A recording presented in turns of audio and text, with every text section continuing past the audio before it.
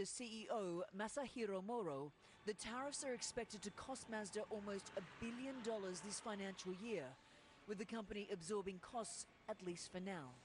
But fortunately, they thought ahead. During the first Trump administration, Mazda did a joint venture with Toyota, opening a factory in Huntsville, Alabama at the cost of $2 billion. But that investment in Alabama has clearly paid off for Mazda. Paying off, not paid off. There's a difference. Yeah. However, it's still a small footprint compared to the larger Japanese car makers with multiple factories in the US. In this climate of uncertainty, Mazda is focusing on what it can control right now. Roughly half the vehicles produced here are sold to the United States. The plan now is to ramp up production in the Alabama plant to limit tariff exposure. But the wild card for Mazda is Mexico, where it has a large factory producing cars for the US market. Until that tariff deal is done, Mazda's CEO can only watch and wait for President Trump's next move.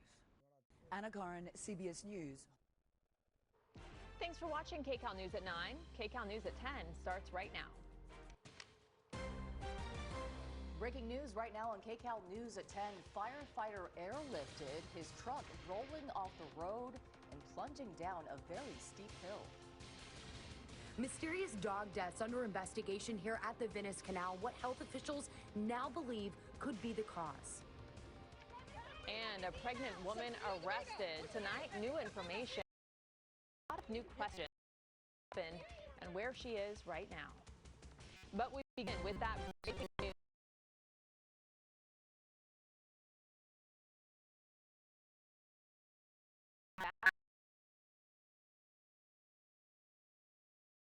Hurt tonight while working the canyon fire in Castaic. His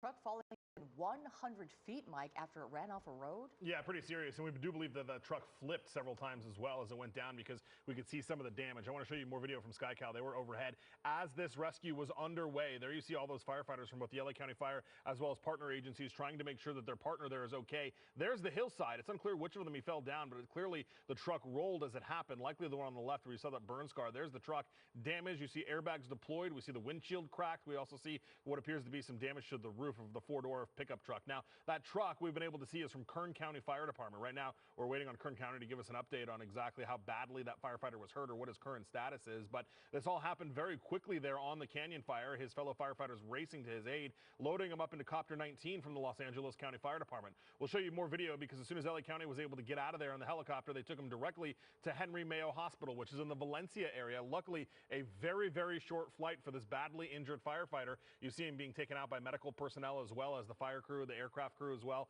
bring him inside of the hospital here. Now, the good news is tonight, Susie and Rudabeh, when we watched him be taken inside Henry Mayo, we could see him there. You see him, his arms are moving. He appears to be manipulating the oxygen mask on his face. So at least we know that he was conscious, alert, and able to move at least his upper extremities. It does look like at least one of his legs was splinted there as they took him inside of the hospital. So this incident, it's called an incident within an incident up there at the Canyon Fire, now being investigated by safety personnel from the Los Angeles and Ventura County Fire Departments. And Mike, you were the one who informed Kern County of that? Yeah, so this was all happening very quickly, and I called up to the public information officer. They had yet to hear of it, so we let them know what hospital he was going to, and we're trying to get some information from them. There was another rep from Kern County Fire there on the scene with this firefighter, so I'm sure those notifications were kind of happening simultaneously, but certainly they were unaware when we first called.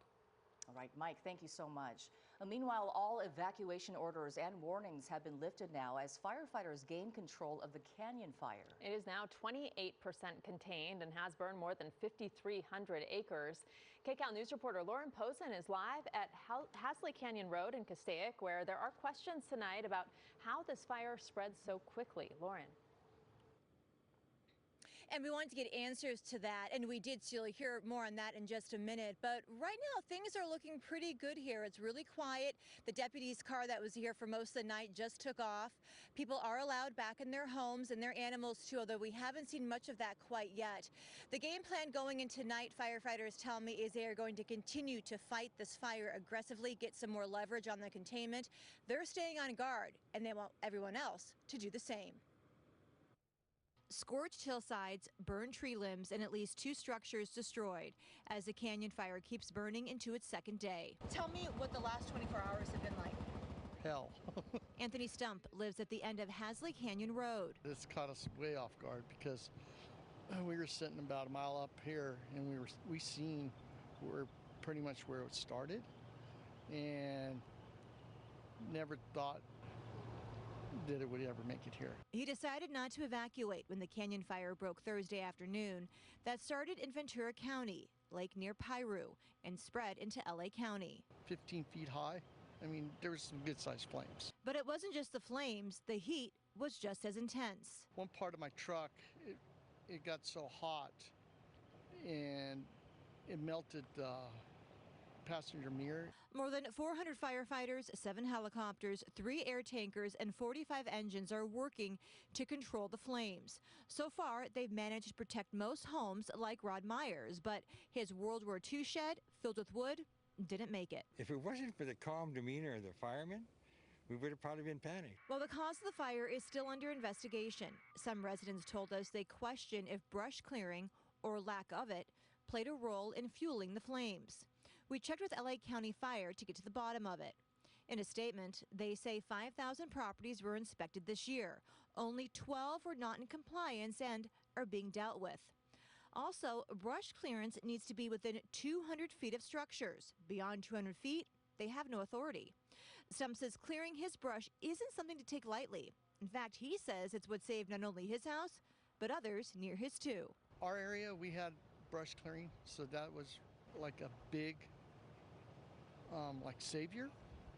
Because if that wasn't, even the fire department said, if that wasn't cleared, the houses probably would have been gone. Yeah, it's just so important. Now, one thing I want to mention is as people do make their way back home with themselves and their animals, the air quality is really bad. You can still smell that smoke in the air. In fact, officials are telling everybody as you make your way back home, try to stay inside as much as possible. Another note, this fire did get pretty close to Castaic High School. Didn't touch it, but it was close enough. They are supposed to start school on Monday. No word if that could change, and very well could, depending upon how things go this weekend. We'll keep you posted, though. Reporting live in Castaic, Lauren Posen, Kcal News.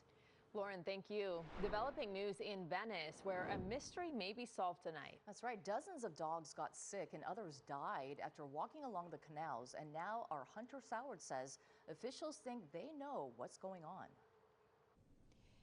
You can tell people really have heeded the warnings here to avoid the water and the area. I talked to people all afternoon who said this is the popular spot to take your dog for a walk, but you can see it's a ghost town right now and has been that way all afternoon.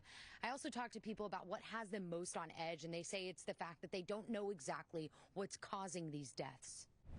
A mystery illness lurking in the scenic waters of the Venice canals. It's really disconcerting. You walk your dog around here every day. Usually bustling walkways filled with people and pets sit empty, with flyers warning of a dog health alert in the area. Dogs are so much a part of the culture of the canal.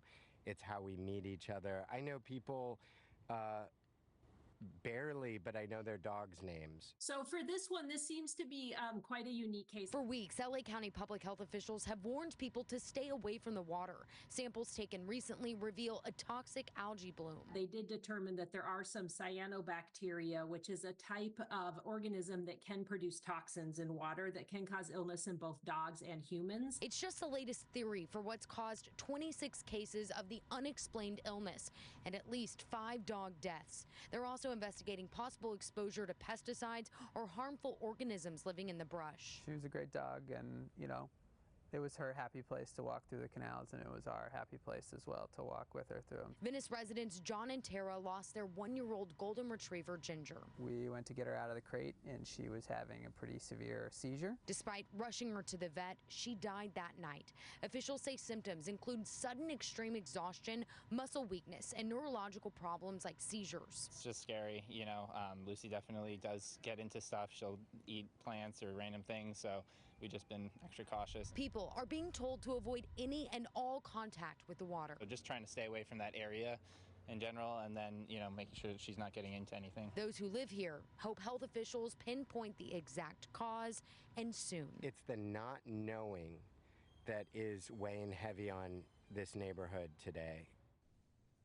Health officials say the most important thing right now is to not only listen to the fact that people need to stay away from the water, but also to report any kind of irregularities you may see in your dog, any of those symptoms and signs that we talked about, that extreme exhaustion or even some neurological problems. They want to be sure they're tracking all of the cases and have all of the information to try to determine what exactly is causing these deaths and these injuries. They say they're still waiting on test results to determine the exact cause. For now, reporting in Venice, Hunter Sowards, Kcal News.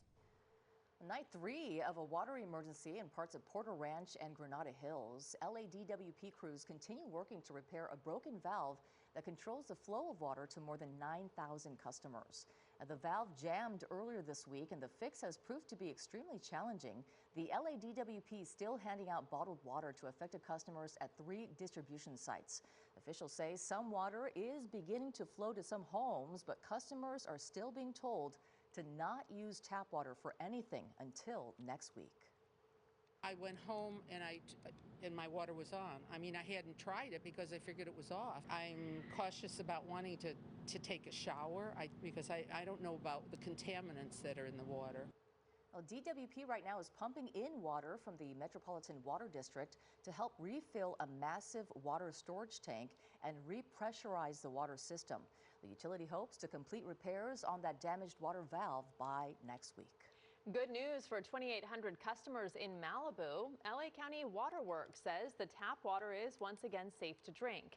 A boil water order was issued after the water main was temporarily disconnected this week during work on the new Solstice Canyon Creek Bridge. Waterworks officials say customers should run their water for at least 2 minutes before drinking it and toss out any ice made since Wednesday. That's certainly good news. And Danny Ruberti with some good news coming our way. Danny, some changes, right?